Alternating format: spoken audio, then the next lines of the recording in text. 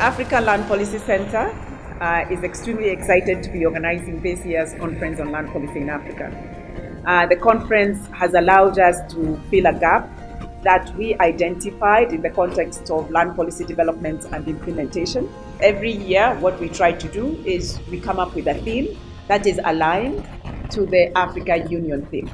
This year, we will be examining issues of heritage and culture and the arts. And it's a very interesting one because, as you know, land governance in our continent pertains to issues of spirituality, it pertains to issues of economic development and conservation, and also our own politics. But we have not really interrogated the issue of culture and heritage. And it will be very useful for us to examine what are the key linkages. What would it mean to have poor land governance? It really would mean that we are not able to preserve that culture and that heritage. Our heritage sites would not be preserved. We would not be involving our communities. And so once we involve our communities in that conversation of conservation and preservation, we are more assured that we will have a sustainable means of preservation. The issue of women's land tenure security is extremely important. And in this context where we are discussing issues of culture, we know that women are the ones who mainly safeguard our environment. They are the ones who are using the wood. They are the ones who are cultivating on the land. And it is very important that we engage with them and look at how securing land tenure for women would help to promote not just agriculture, but also arts, heritage, and culture.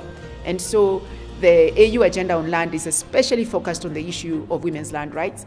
And we also, remember, have a target of 30%, where we have a 30% for allocating land rights to women. And we hope that this is going to be achieved because it promotes Agenda 2063. If land governance is centralized, is top-down, it means that communities don't feel like they are part of that process. If land governance is inclusive, if the land governance processes, including policy development, are inclusive of our communities, inclusive of our traditional governance, inclusive of women, inclusive of our youth, our pastoralists, then it means that all of us have a stake in it. We will contribute to policies that then define how we govern this land in a manner that we ourselves feel part of the solutions to some of our problems. So we are hopeful that our artists, our filmmakers, our storytellers will be coming this year and we'll be listening to them. And we'll be looking at how we can then look at the ties to land and how it inspires the artists and continues to inspire them. How about African fashion? So when we talk about fashion, it's really tied to our landscapes. It's tied to our land.